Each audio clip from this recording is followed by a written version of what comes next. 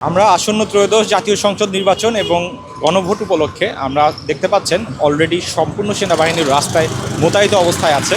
প্রতিটি ভোটার এবং ভোট কেন্দ্রের নিরাপত্তা বিধানই আমাদের মূল উদ্দেশ্য। এই এলাকার যত ভোটার আছে তারা যেন কনফিডেন্স ফিরে পায় যে তারা ভোট দিতে আসতে পারবে। এই কনফিডেন্স ফেরানোর জন্য আমরা মূলত তাদের নিরাপত্তার স্বার্থে নিয়োজিত আছি। আমরা সকাল থেকে এখানে চেকপোস্ট করছি। চেকপোস্টের মাধ্যমে যেই সকল যানবাহন চলাচল করার কথা না বা সরকার কর্তৃক যে সীমিতকরণ করা হয়েছে যান চলাচল, তাদেরকে ধরছি এবং ধরে আইনের হাতে সোপর্দ করছি।